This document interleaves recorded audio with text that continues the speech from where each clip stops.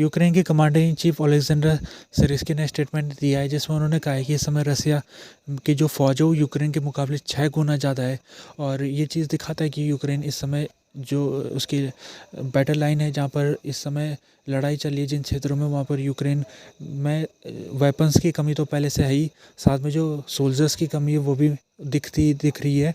और यूक्रेन में एक तो वजह यह है कि यूक्रेन के काफ़ी जो नौजवान हैं वो जब लड़ाई शुरू हुई थी तब वो देश छोड़ के चले गए थे। दूसरा, यूक्रेन में जो वॉलंटियर कोशिश की जा रही है इनको सेना में लाने की, तो यूक्रेन के राष्ट्रपति ज़ेलेंस्की ने एक उम्मीद जताई है कि 2024 में 5 लाख यूक्रेन के जो नौजवान हैं उनको सेना में भर्ती करेंगे।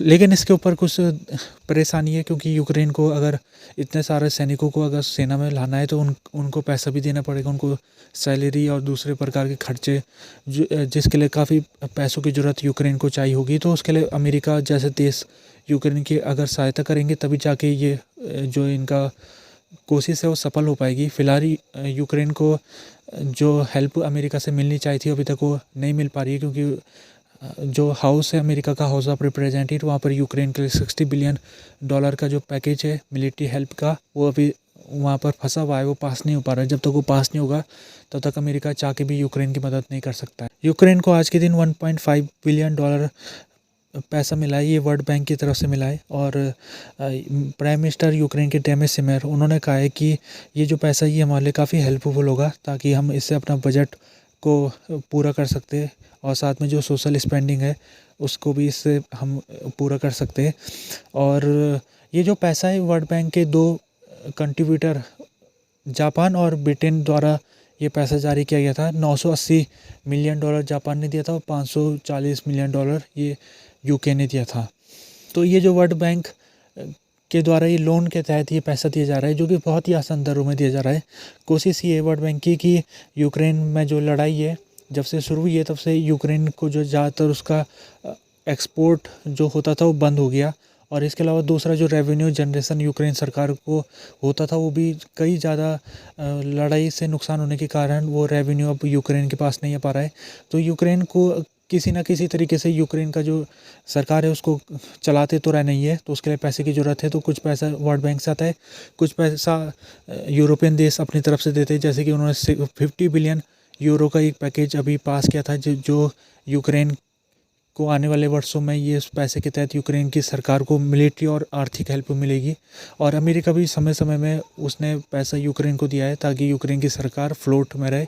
और रोमानिया जो कि यूक्रेन की बॉर्डर में स्थित है, यहाँ पर आज के दिन रोमानिया की जो सेना है उसको एक ड्रोन का टुकड़ा मिला है अपनी बॉर्डर के अंदर। और ये यहाँ पर एक नदी बहती है डैन्यूब नाम से, उस नदी के किनारे में एक फील्ड के सामने ये मिला है। तो ये जो जहाँ पर ये ड्रोन मिला है वो यूक्रेन की बॉर्डर के सामने इलाका पड़ता है रोमानिया का। और रोमानिया क्योंकि एक नेटो मेंबर है, तो इसको देखते हुए ये जो ड्रोन का फ्रेगमेंट है ये कैसे पहुंचा यहाँ पर, पहले सवाल ये हो सकता है कि ये यूक्रेन द्वारा छोड़ा गया हो या फिर ये रसिया द्वारा छोड़ा गया हो। रसिया की ने कुछ दिनों से वो मिसाइल अटैक कर रहा है यूक्रेन के ऊपर, जिसके द्वारा वो ड्रोन का भी इस्तेमाल कर रहा है और वो मिसाइल का भी इस्तेमाल कर रहा है। तो हो सकता है कोई ड्रोन मिसाइल अटैक के बाद वो ड्रोन टूट फूट गया होगा और उसके कुछ फ्रैगमेंट रोमानिया की बॉर्डर के अंदर आ गए होंगे, ये एक संभावना है। फिलहाल रोमानिया ने अभी तक इस मामले में इन्वेस्टिगेशन चालू कर रखी है, और वो उसने इससे पहले भी कई ड्रोन के फ्रैगमेंट रोमानिया की बॉर्डर के अंदर मिले थे 2 सालों के अंदर। तो रोमानिया इसको ज़्यादा सिनिकल तरीके से लेता है। वो कहता है कि हो सकता है कि इस जो ड्रोन था ये यूक्रेन में ऑपरेट हो रहा होगा और ये टूटने के बाद हमारी बॉर्डर के अंदर आ गया होगा। तो रोमानिया इसको एज ए रशिया थ्रेट के रूप में नहीं देखता अभी तक तो। और नेटो मेंबर है रोमानिया, जो 2004 में नेटो में जुड़ गया था ये। और नेटो मेंबर में साफ साफ उनकी एक कंडीशन होती है कि अगर किसी भी एक नेटो मेंबर के ऊपर अगर हमला होता है तो सभी नेटो मेंबर के ऊपर हमला समझा जाता है उसको। तो अगर आने वाले समय में अगर रोमानिया के ऊपर रसिया डायरेक्ट अटैक करता है तो ये जो क्लॉज 5 है नेटो का वो इन्वोक हो जाएगा और पूरे देश जो नेटो के सदस्य 30 देश वो रोमानिया की हेल्प के लिए आएंगे। लेकिन फ़िलहाल अभी तक तो रोमानिया सरकार जो ये फ्रेगमेंट आ रहे हैं उसके देश के अंदर उसको एज ए वो एक्सीडेंट के रूप में देख रही है, बाकी कुछ नहीं। यूक्रेन के foreign minister Dmytro Kuleba India की यात्रा उनकी पूरी हो चुकी है। 2 दिन की उनकी यात्रा थी।